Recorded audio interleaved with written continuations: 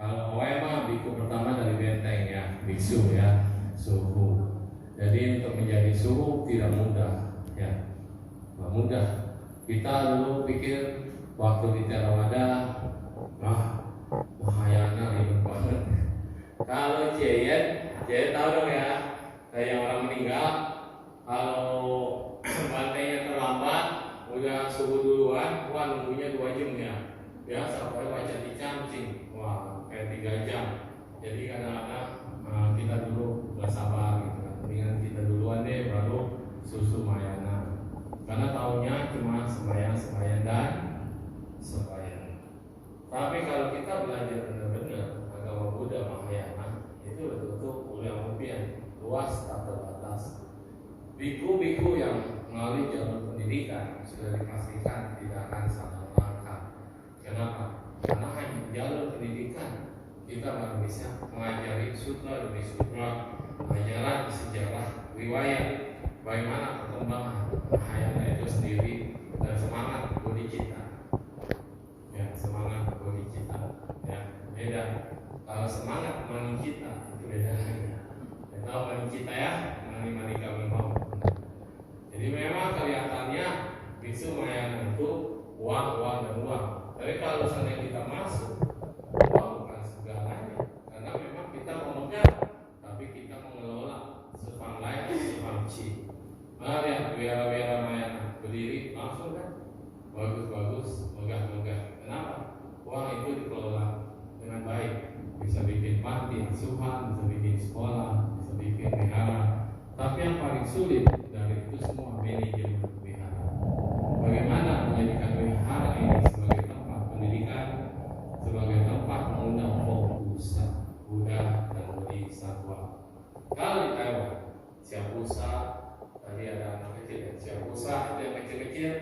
Kalau dia betul-betul untuk hidupnya banyak menolong, mempunyai cinta kasih sayang, dipanggilnya Siapusa. Dan paling banyak generasi di Taiwan itu sama, generasi muda dan generasi tua yang kewihara. Yang mudanya hampir dipastikan sibuk nyari uang, jadi sedikit. Hanya beberapa wihara yang termotivasi, banyak muda-mudinya. Nah, termasuk kita juga di Indonesia, hanya beberapa wihara yang muda-mudinya ngumpul, yang artinya daerah dekat kampus. Kalau di daerah-daerah kayak sekarang saya di Bandung, di daerah lain di mana begitu kecil banyak negara, begitu dah sekolah kuliah hilang dari daerah, kumpul semua di Jakarta. Nah, jadi kita harus ada pembinaan. Di Taiwan yang tua-tua yang udah pasti hidupnya itu disebut Laupusa.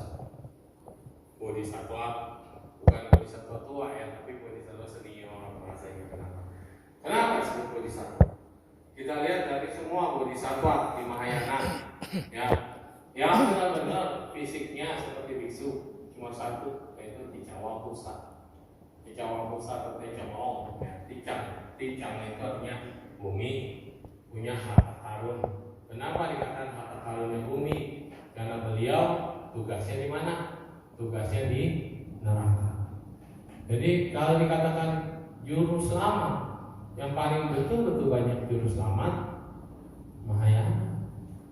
Kalau kita pindah agama hanya karena nyari juru selamat cuma satu, di Mahayana juru selamatnya banyak. Termasuk di neraka pun ada juru selamat.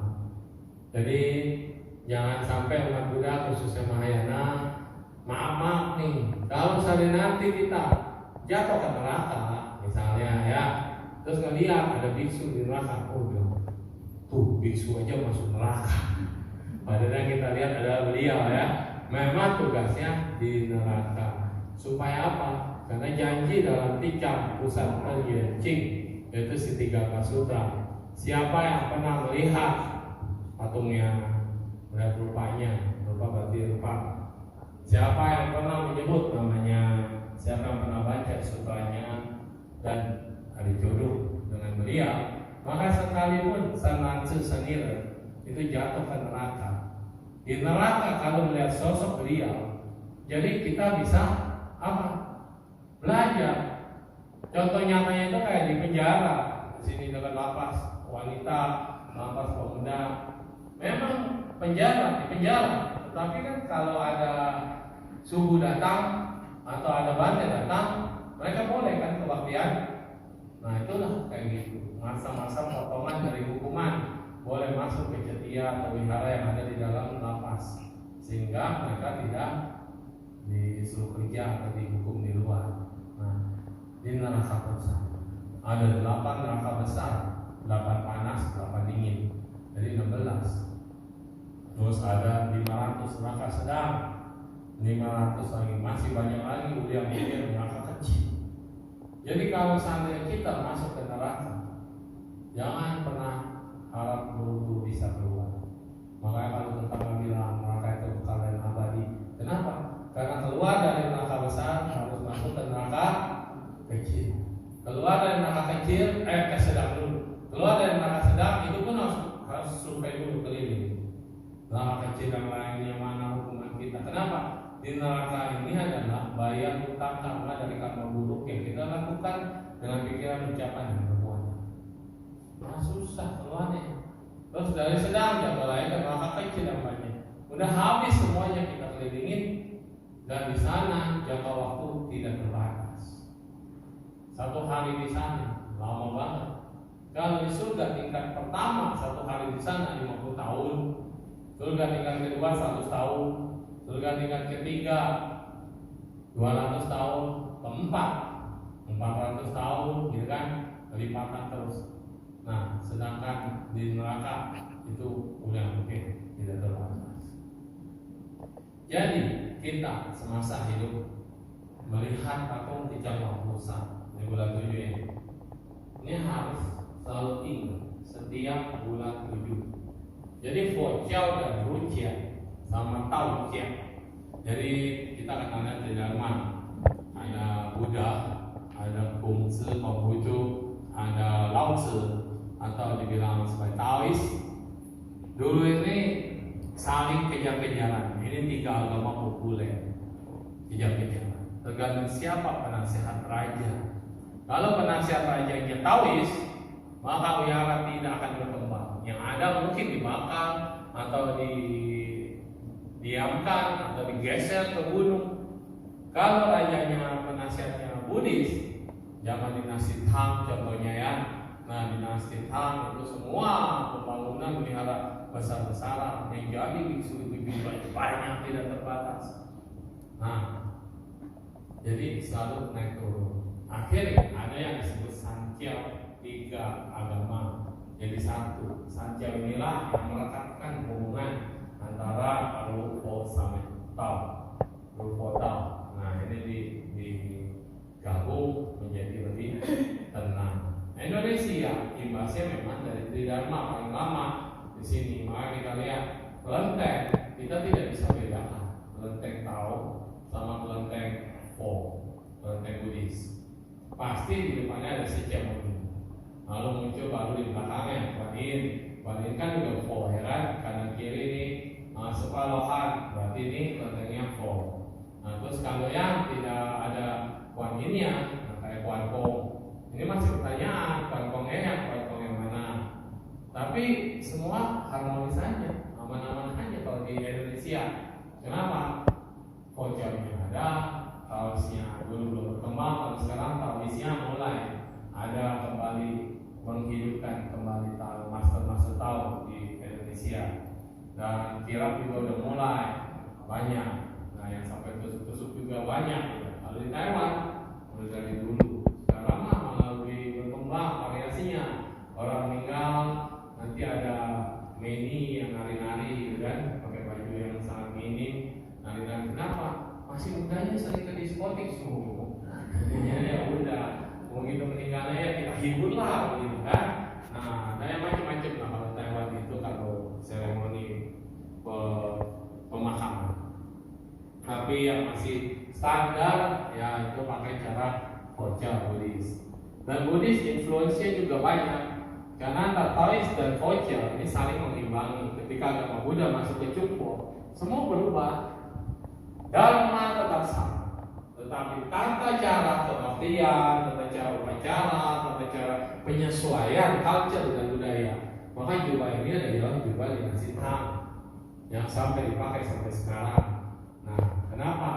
Karena kita tetap menghormati tangan kanan terbuka, ini loh yang bagian bukanya. Tapi memang dulu baju orang dulu ya begini sama. Raja pun pakai jubah yang sama. Makanya hiking itu juga kaisar. Cuma kaisar yang boleh pakai kuning dan boleh ada gambar naga.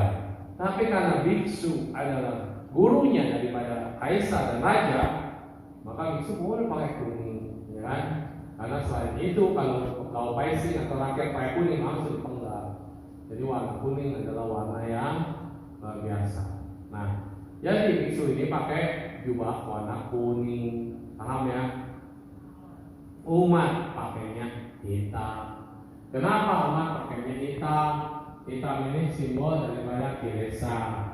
Jadi kalau kita menggunakan jubah yang sama dengan biksu, Anda disebut dengan pusat. Ketika seorang santri udah boleh pakai baju ini, haji jubah ini punya kesempatan yang sama menggunakan jubah. Cuma kalau pakai ambil lagi Pancasila dan pusat Anda pakai mantri. Itu juga jubah, namanya jasa. Tapi jasanya umat, jasanya Samaneri, jasanya bisu-bisuni enggak sama. Umat baru punya tanah kosong kan, polos. Nah ini polos. Di sini udah ada yang ambil Pancasila, ada yang udah punya jubah, belum dibikin Pancasila. Kalau udah punya dipakai, itu VVIP. Jadi nggak peduli mau kaya mau miskin mau siapapun Anda, kalau pakai jubah mani harus paling depan. Itu nggak pakai mani. Baru di belakangnya hiking, baru di belakang hiking yang baju biasa gitu. Jadi itu standar prosedur SOP-nya. Kenapa? Karena dia udah punya ladang, tapi baru petak tanah kosong. Samanera udah punya 5 petak, jadi dibagi 5. Jadi ladang kebajikannya baru punya berapa tuh, masih sedikit ya, 5 dikali 2 10 ya, masih 10 petak. Kalau udah bisu baru dikasih cii, itu pun coklat, cii coklat sama bagi 7, berarti 35 petak. Nah kalau udah mau sembahyang jadi pemimpin kanan kiri itu pakai jubah Huang Chiu-i petak 9 tapi warnanya kuning. Jadi kalau hajinya kuning, itunya kuning, itu bagi 9, berarti 45 ya. Nah, 9 kotak kali 2, 18 ya. Nah, terus kalau yang pakai merah, Huang Chiu-i namanya Hong Chiu-i, jubah merah. Nah itu udah batu bata. Itu ibaratnya ladang kebajikannya banyak banget. Dan itu hanya yang boleh mimpin atau kepala wihara. Jadi jubah merah ini dulu diberikan kalau sudah punya guru dharma. Nah, jadi kalau guru ada 3 di Mahayana, guru cukur, berarti dia yang membawa Anda masuk ke dalam sangga. Jadi dia butuh nyukurin orang. Gurunya yang nyukurin, dia murid cukur. Yang kedua adalah soje upasampada. Upasampada biksu adalah dia yang sudah harus melalui pelatihan 3 minggu atau lulus 3 bulan, 3 bulan, belakangan 1 bulan, terus 3 minggu. Jadi 2 minggu pertama sebagai samanera ulang. Jadi kita jadi samanera, ibaratnya baru belajar lagi. Padahal kita udah samanera lama. Tapi di Santan Taji itu tetap pendidikan samanera dulu 3 bulan. Udah dari samanera habis jadi biku 1 minggu. Jadi trainingnya, sila-silanya, winayanya. Setelah itu baru ini sudut. Ini adalah janji bodhisattva. Jadi kita mengambil pusata. Ada 3 balak. Standar 3. Jadi kalau Anda lihat, ada yang balaknya 12, ada yang balaknya 9, ini master nih. Bukan. Biasanya dalam sekali prasampada itu 500 orang dipilih. Siapa nih yang dapat jatah balak 12? Ini kan balak ya. Siapa yang dapat jatah? Biasanya kalau yang paling muda atau paling senior atau yang kelihatan paling unggul waktu dia jadi ini atau jadi samaneranya paling bagus, nah itu dikasih. Tapi kalau kita fasih juga boleh, Ini sekarang 3, tahun depan mau ikut lagi, tapi cuma mau ikut bodhisattva silanya doang. Boleh ulang. Atau dia pernah melakukan kesalahan, dia mau kucing, namanya kucing, ulang lagi dari nol.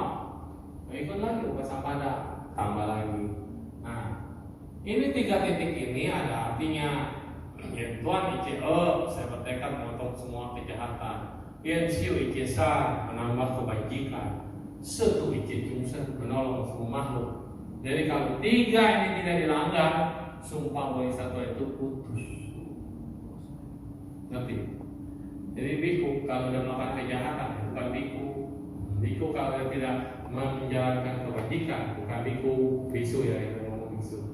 Nah, terus kalau sudah tidak bisa menolong makhluk lain, apalagi sudah mau mencelakakan makhluk lain, itu dia sudah tuan daripada tekad bodhisattva sila. Paham? Ini dia. Jadi biksu tidak mudah. Umat dipersilakan menggunakan jubah, tapi syaratnya kalau sudah mengambil bodhisattva sila harus vegetarian. Orang kan cium lagi kita, vegetarian. Ngapain harus vegetarian? Jadi melatih cinta kasih. Cinta kasih itu dilatih. Kalau di depan Anda masih ada yang makhluk bernyawa, terus Anda masih menikmatinya, Anda tidak pernah melihat ini sebagai ibu atau ayah Anda dalam kelahiran lampau, gimana melatih cinta kasih? Ya, maka kalau kita gerak vegetarian susah di mana-mana babi, ya, susah kalau kita gerak. Paling makannya uduk-uduk dan uduk, gado-gado, ya, bengkak, iya, kalau dia babi ini ada sate babi di mana-mana, ya. Nah, versi vegetarian belum terlalu banyak. Tapi kalau kita lihat ke tempat-tempat yang memang lebih banyak Maitreya-nya, justru kita sekarang terima kasih juga sama saudara kita yang Maitreya, mereka bisa bikin menu vegetarian yang banyak. Jadi Maitreya itu lebih fanatik, nggak boleh pakai kuali yang bekas makan daging. Jadi mereka kalau pergi kemana-mana kasihan, mereka harus cari wihara Maitreya sendiri baru ada restorannya. Nah, kan kasihan kalau gitu ya. Kalau kita mahal masih ada vampir, masih ada kemudahan gitu ya. Kalau udah tempat di mana-mana nggak ada, ya udah ada sayur babicin. Kalau babicin mah nggak ada apa-apanya ya. Terus sayur yang ada dagingnya, ya dagingnya nggak dimakan, sayurnya aja dimakan. Itu namanya vampir bro. Jadi di dagingnya dipinggirin. Kita makan sayur-sayur masih boleh, nggak kalau sampai saklek banget ya kan. Kalau tukang gado-gado di mana-mana, kembali lagi ke laptop ya. Maka umat yang udah ambil sila harus ambil bodhisattva sila, salah satunya adalah vegetarian. Nah, nanti kalau umat disudut juga ngasuh, disudut di mana? Di tangan. Cuma dulu saya waktu di tangan, udah siap nih. Waduh, gosong. Kayak kulit dibakar, gosong. Wah, mikir. Terus kan nanti kalau dia udah kering, bentuknya kayak orang habis nyilet ya. Jadi saya bilang, aduh, saya dulu kan masih umat, kalau gitu kan dengan panjang. Kalau umat nanti kita kemana-mana bikin habis nyolet. Nyesak tahu ya kan, begini kan. Waduh, jangan dah, karena di Indonesia belum terlalu banyak pusat C ambil bodhisattva sila, udah nggak jadi. Tapi kalau benar-benar itu sampai tangan penuh, mereka tiap tahun pasti jadi bodhisattva. Tapi kembali lagi, jadi bodhisattva itu bukan banyaknya cep Anda di tangan atau di kepala, tapi hatimu penuh bodhicitta Allah. Nah tadi kalau kita lihat di Cangwampung satu-satunya bentuk sosok biksu. Yang lainnya Konsen Pusat, ada Pusat itu ada Samantabhadra ya. Unsur Saripusa itu Pusat Pusat, terus itu semuanya umat. Jadi kalau kita lihat Konsen Pusat bukan makanannya, jadi kalau di tangan panggilnya emak-emaknya, kasihan uang kita kalau karena kedekatan dipanggilnya emak ya. Nah, supaya kalau ada apa-apa kan lebih dekat sama yang emak-emak engkau, ongkok ayah saudara sendiri. Jadi Konsen Pusat dia adalah yang bertekad manusia masih menderita, dia tidak akan jadi Buddha. Padahal dia dulu pernah jadi Buddha. nggak tahu di masa yang kapan, di bumi yang mana, lama sekali ya. Kan boleh kalau di konsep Mahayana itu kalau saya sudah mencapai analisasi, sama seperti saya adalah profesor di bidang hukum. Boleh nggak saya ambil profesor di bidang ekonomi? Boleh nggak? Boleh, tapi dari nol lagi, kuliah S1 lagi kan. S1 terus sampai S2, S3 terus jadi profesor di bidang ekonomi. Boleh sah. Musa juga begitu. Makanya dia dulu pernah jadi Buddha.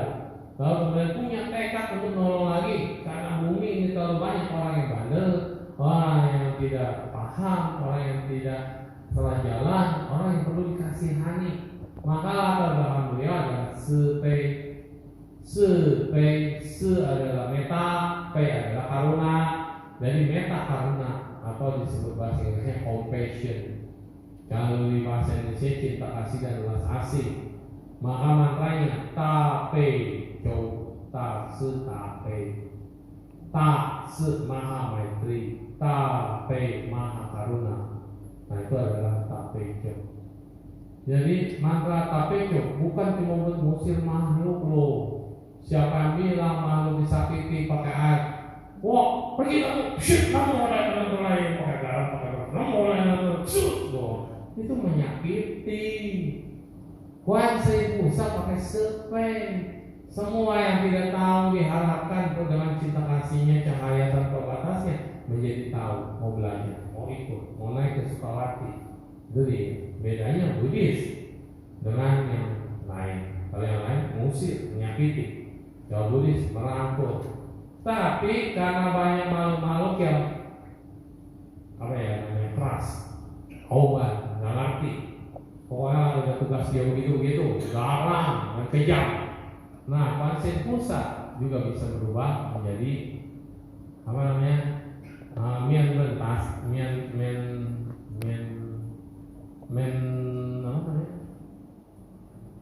yang biasa kita mencontoh di depan. Ran tase, mien itu muka wajah, ran terbakar, jadi wajah yang terbakar. Tase itu adalah maha. Jadi kalau contoh kasih di depannya itu ada foto mien ran tase, rannya ransel terbakar. Jadi ini adalah ketika konsep Buddha mau menolong setan-setan kelaparan, makhluk-makhluk yang menderita dan menolong raja setan. Kalau di Tibet dia menolongnya dengan bentuk mahakala. Mahakala itu kalau Anda lihat Patija Samuppada, kan tembok ini ada di pintu ya, Patija Samuppada ya. Nah di pintu ini kalau salah ingat saya ada gambar Patija Samuppada. Anda juga sering lihat yang mukanya serem, banyak tengkorak, kepalanya bisa 8, bisa 11, terus tengkorak yang banyak, mencengkeram, roda, dama, dan bawahnya ada macan atau ular tergantung senimannya. Ini adalah mahakala yang mengatur dunia, mengatur makhluk. Itu adalah bentuk sisi lain dari Kuan Yin Pusat. Jadi tase tape yang penuh cinta kasih dan belas asih, bentuknya seperti Kuan Yin, tapi menaklukkan makhluk lain. Setan-setan, hantu-hantu yang susah ditaklukkan, dia harus diserang dari mereka. Jadi ini miara tase atau mahakala, bentuknya lebih seram. Jadi sehingga siapapun raja-raja setan takluk. Jadi menaklukkan dengan cinta kasih itu bukan hanya dengan fisik yang keibuan, fisik yang damai, tapi juga ada fisik yang cingkang. Cingkang itu wajar. Cingkang satu, raja yang sangat luar biasa bagi semua makhluk. Jadi keras. Jadi ada dua sisi. Tapi ini pun tampil paman buat makhluk-makhluk yang nakal, makhluk-makhluk yang susah ditaklukkan, maka para bodhisattva akan berubah menjadi sosok yang menyeramkan. Dia menyeramkan bukan menyakiti, menaklukkan. Nah, kalau di Campusa itu tayen tekadnya. Maka kalau Anda nanti selama bulan Juni membaca Siddhigarbha Sutta, kalau bisa juga baca bahasa Indonesianya sehingga Anda tahu bab pertama semua cahaya sudah keluar. Jadi kalau Anda baca Cikuang sama-sama kuang, itu adalah cahaya. Terus sama-sama in suara apa, suara kebaikan, suara apa semua. Jadi mencapai seluruh sancet atau tisahasi mahasasi lokadatu. Terus semua semua raja-raja setan, termasuk raja setan pengasih dan penyayang, raja setan pemberi rezeki. Jadi raja setan ini adalah penghuni surga, bukan setan yang peta. Setan peta itu alam rendah, tapi bosnya semua Yama Raja juga ada. Yama Raja adalah surga yang mengatur tentang kematian, surga yang tugasnya di neraka, maksud dewa ya. Dewa yang surganya di surga, dewa yang tugasnya di neraka. Jadi dia tidak dihukum, dia terlahir sebagai kondisi dewa, tapi tugasnya kayak sekarang kita lihat tugasnya di mana, di penjara. Tapi dia bertugas, tidak dihukum, harus ngawasi, menghukum, lalu mengontrol. Tapi kalau masuk penjara bebas, gitu kan? Nah ini dia. Alam Yama adalah alam yang mengatur tentang kematian, yang menjemput lah, terus kemudian yang menghukum lah, yang tugasnya di neraka, mengatur. Kenapa? Dewa kok tugasnya di alam rendah. Dia tidak dihukum, betul. Tapi dia harus merasakan panasnya. Wah, ini kalau nggak ada AC udah kayak apa nih di luar, panas banget. Di Jakarta berapa hari kayak badan merinding dulu. Benar, panas. Kemarin kita sembahyang, coba kipas angin banyak banget. Panasnya matahari, mau pingsan. Mana udaranya katanya lagi polusi luar biasa ya. Jadi ini belum apa-apa dibanding neraka. Kalau Anda bayangkan ada neraka panas dan neraka dingin, mau pilih mana? Coba.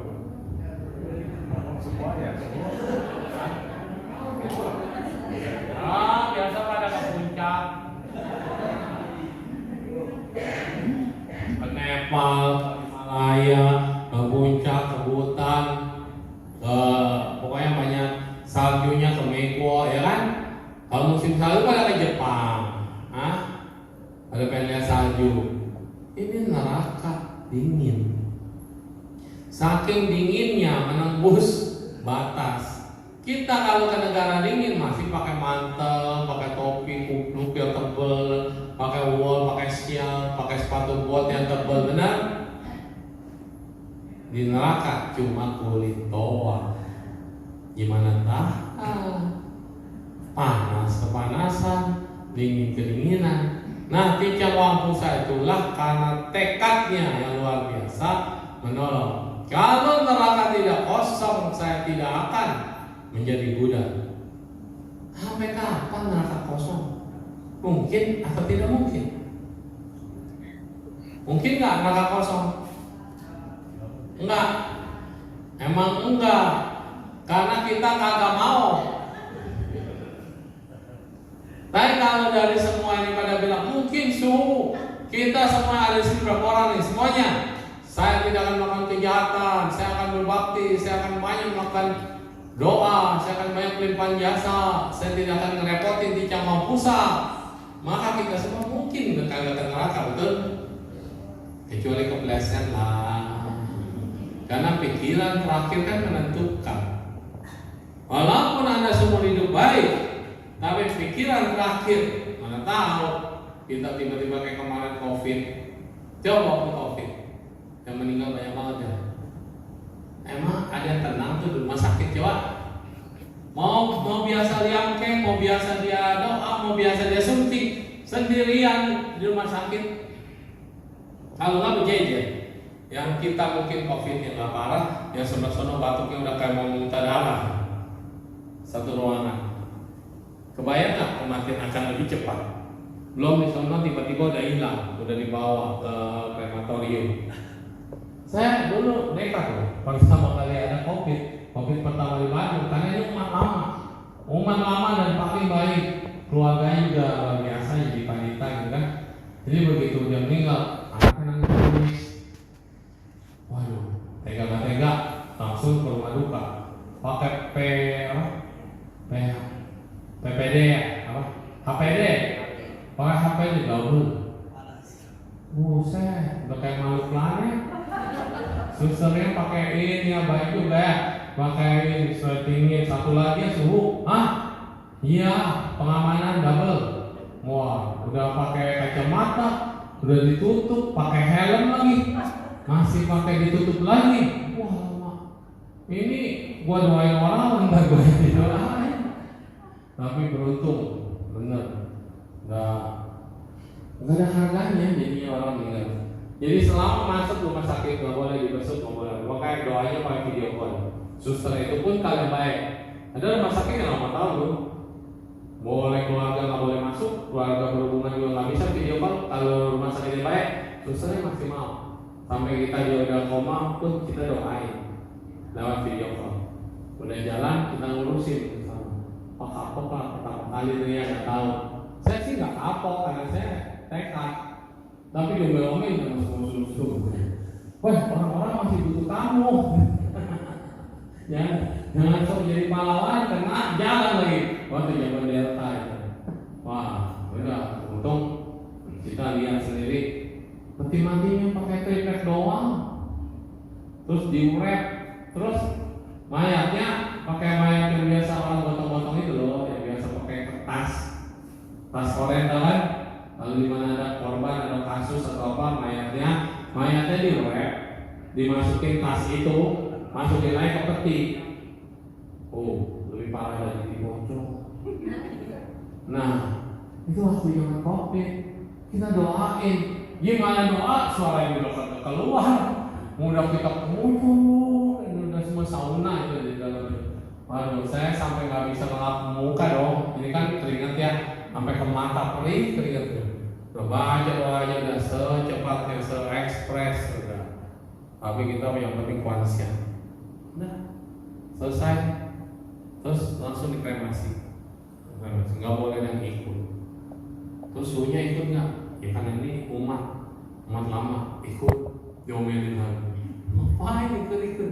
Kayak video call aja, zoom aman gitu kan. Ya waktu itu nggak ada mikir begitu. Nah setelahnya itu yang saya di Bandung paling banyak tuh 28 orang. Cepat banget nyusulnya. Dan di saat itu saya juga udah jiper ya. Ini semua masuk wihara nih, orang-orang tutup. Kita mau nggak mau karena ada rumah abu. Ya udah baca doa. Di sini baca doa abu masuk aja. Yakin aja dah, udah still yakin. Kita nggak kena, kita dilindungi, kita dijaga. Kita mendoakan orang. Tapi akhirnya saya kena juga. Udah yang terakhir tuh, corona ya. Yang terakhir kan, corona yang terakhir. Itu waduh berat juga tuh. Lumayan lah, tapi ya itu kan udah dianggapnya penghabisan. Jadi ya kayak flu biasa, batuknya nggak tahan, cuma dibatuk doang. Udah habis sembahyang lagi, cip gue poh kalau nggak salah. Susu yang di sebelah, si Nongciu kena, waduh, gue di sebelahnya. Jadi lucu jamnya. Nah, di Jamaah salah bekerja kalau soal begitu. Makanya semasa hidup yang disebut dengan acina kama. Kita belajar hukum karma kan. Kita takutnya cuma gampang karma berat. Terus juga karma waktunya, karma yang upah tambaka, karma yang menguatkan, karma yang melemahkan. Tapi kita lupa satu acina kama. Ada karma mandul juga, ada hal-hal sikap. Acina kama, ini karma yang sering kita abaikan. Tapi yang berlaku untuk menjelang kematian adalah acina kama ini, yaitu karma kebiasaan. Apa yang Anda lakukan sehari-hari itu yang akan muncul saat mau meninggal. Contoh, ada orang koma di rumah sakit, dia teriak-teriak, Pak polisi, tolong, tembak, Pak, tolong, itu orang jahat.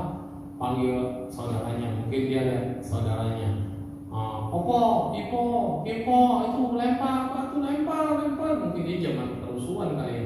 Yang dia lihat seperti itu, gitu kan? Tembak, itu serang. Ini ai loh. Nah terus kita datang doain, kita doain ya. Mau tabe konsein pusat, 3 kali kan? Dia udah langsung beda lagi ngomong.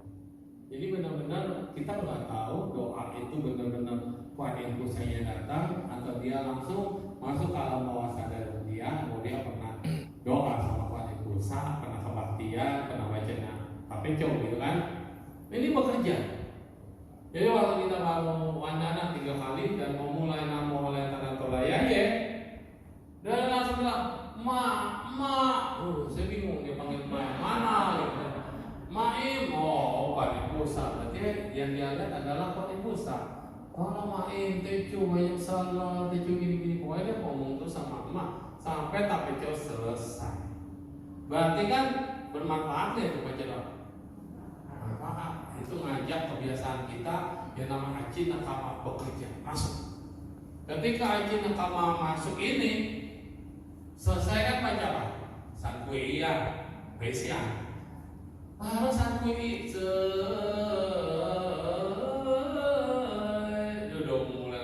Patentara, tolong Patentara, emaknya udah hilang, muncul lagi yang tadi.